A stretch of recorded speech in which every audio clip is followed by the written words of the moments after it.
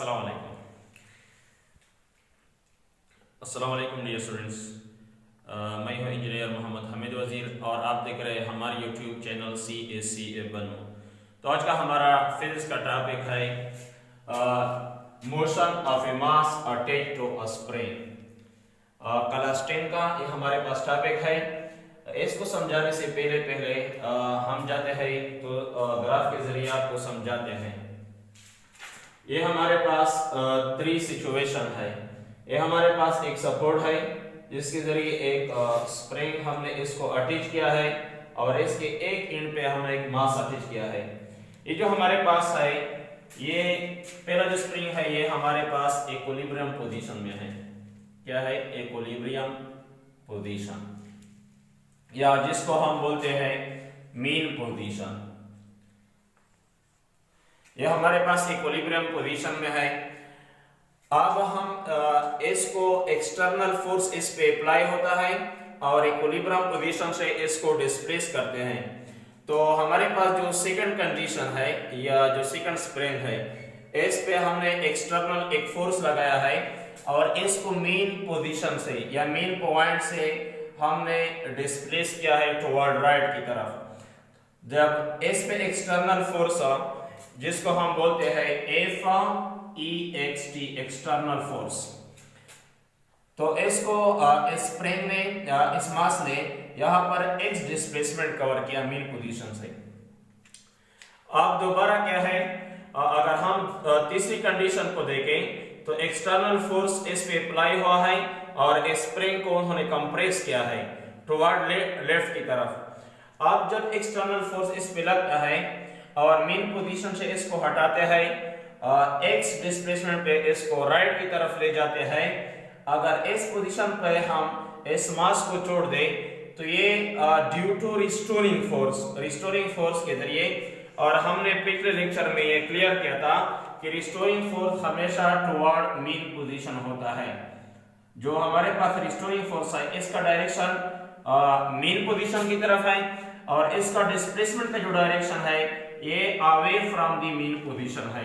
ये दोनों आपस में ऑपोजिट है। तो यहां पर इस मास को जब हम छोड़ते हैं तो ये मेन पोजीशन की तरफ हरकत करता है। ड्यू टू इनर्शिया ये यहां पर रुकती नहीं बल्कि आगे जाने की कोशिश करता है और ये हमारे पास सिंपल हार्मोनिक मोशन या जिसको हम बोलते हैं ऑसिलेटरी मोशन परफॉर्म करना शुरू कर देता है। आज का जो हमारे पास टॉपिक है इसमें हम ये डिस्कस करेंगे कि हमारे पास motion of a mass attached to a spring ये एक्चुअली हमारे पास सिंपल हार्मोनिक मोशन है या नहीं है। तो इसके लिए हमारे पास पिछले लेक्चर में हमने ये पढ़ा था कि एक मोशन को परफॉर्म करना या एक मोशन को देखना कि हमारे पास सिंपल हार्मोनिक मोशन है कि नहीं है।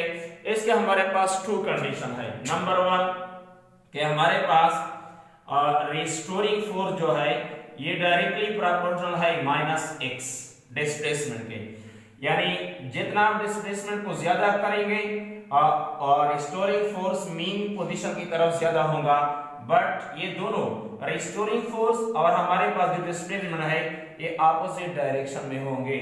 यहाँ पर नेगेटिव साइन ये शो करता है कि ये दोनों जो हमारे पास फिजिकल क्वांटिटीज है ये डायरेक्शन में ऑपोजिट है। सेकंड कंडीशन ये है हमारे पास कि एक्सेलरेशन जो प्रोड्यूस होता है इस रिस्टोरिंग फोर्स की वजह से ये भी क्या है -x। इसका भी रिलेशन जो है यो डायरेक्टली रिलेशन है बट ऑपोजिट इन डायरेक्शन। तो आइए चलते हैं इसको हम प्रूव करते हैं। तो यहाँ पर एक कंडीशन तो ऑलरेडी हमें पता चलता है कि इस मास को जब हम यहाँ से डिस्प्लेस करते हैं away from the main position, इसमें x जो x है हमारे पास डिस्प्लेसमेंट कवर किया। अब restoring force toward main position की तरफ लगता है और हमारे पास डिस्प्लेसमेंट क्या है, away from the main position है। तो पहला जो हमारे पास कंडीशन है FEX is directly proportional restoring force is directly proportional -x। यहां पर ये कंडीशन ओबे हो गया। अब हम कोशिश करते हैं और जो हमारे पास सेकंड कंडीशन है, तो जो हमारे पास फर्स्ट कंडीशन है सिंपल हार्मोनिक मोशन के लिए रिस्टोरिंग फोर्स जो हमारे पास है माइनस एक्स, ये हमारे पास फर्स्ट कंडीशन है, इसको हम बोलते हैं इक्वेशन नंबर ए। ठीक है, अब हमें पता है कि जो प्रोपोर्शनलिटी साइन है इसको जब हम रिमूव करते हैं, हटाते हैं, तो यहाँ पर हम एक कांस्टेंट पुट करते हैं, तो ये इक्वेशन इस तरह बन जाएगा, restoring force is equal to constant minus X, और यहाँ पर हम कांस्टेंट लगाते हैं, तो restoring force is equal to K minus X, और इसको हम इस तरह भी लिख सकते हैं प्रॉपर तरीके से, माइनस के एक्स। ठीक है, यह हमारे पास हो गया इक्वेशन नंबर 2। यहां पर जो हमारे पास ये कांस्टेंट है के, इसको हम बोलते हैं स्प्रिंग कांस्टेंट, के हमारे पास क्या है, इसको हम बोलते हैं स्प्रिंग कांस्टेंट, यह हमारे पास स्प्रिंग कांस्टेंट है। अब हमें पता है according to Newton second law, जब कोई भी फोर्स, एक्सटर्नल फोर्स बॉडी पे लगता है, या यहाँ पर हमारे पास जो रिस्टोरिंग फोर्स लगता है, तो उस बॉडी में एक्सेलरेशन प्रोड्यूस करता है। तो according to Newton second law, according to Newton second law के मुताबिक कि F is equal to M A, क्या है हमारे पास, F is equal to M A, यह हमारे पास न्यूटन का सेकेंड लॉ है कि जब भी कोई फोर्स एक मास पे अप्लाई होता है, तो उस बॉडी में चेंज इन वेलोसिटी होता है, और चेंज इन वेलोसिटी को हम पता है, उसको हम एक्सेलरेशन बोलते हैं। तो यह हमारे पास इक्वेशन हो गया C।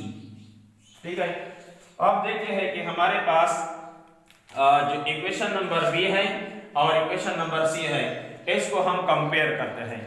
तो अब हम लिख सकते हैं कंपेयर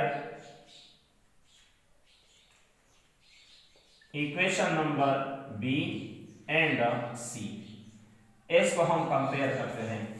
तो आइए चलते हैं, हमारे पास इसका जो लेफ्ट साइड है, यह हमारे पास फोर्स है जिसको हम रिस्टोरिंग फोर्स बोलते हैं, और इसका जो लेफ्ट साइड है वो हमारे पास फोर्स है। तो इस फोर्स का इक्वल हुआ, तो इसमें अपने खुद का वैल्यू पुट करते हैं।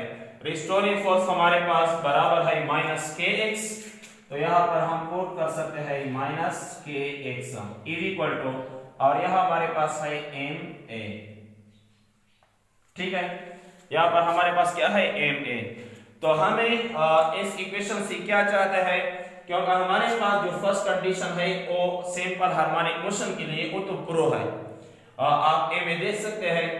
अब हम कोशिश करते हैं कि जो दूसरा कंडीशन है हमारे पास, acceleration is directly proportional minus x, इसको हम प्रूव करते हैं। अगर दोनों कंडीशन हमारे पास प्रूव हो गए, तो ये हमारे पास जो motion of a mass attached to spring है, ये सिंपल हार्मोनिक मोशन होगा। तो अब हम इसको इस तरह देख सकते हैं कि इस को भी m पे डिवाइड करें और इस साइड को भी आप m पे डिवाइड करें, तो m और m ये आपस में कैंसिल हो जाएंगे, तो a is equal to minus k divide by m x। तो हमें ऑलरेडी पता है कि यहाँ पर हमारे पास जो दो क्वांटिटीज है, हमारे पास के जो है ये भी कांस्टेंट है जिसको हम स्प्रिंग कांस्टेंट के नाम से बोलते हैं, याद करते हैं, और हमारे पास मास जो है वो तो हमारे पास कांस्टेंट है। तो इसकी जगह हम दोबारा कांस्टेंट पुट कर सकते हैं। तो इस तरह a is equal to minus इस k और m की जगह हम क्या पुट करते हैं, कांस्टेंट, और x को हम खुद बजाते खुद लगाते हैं।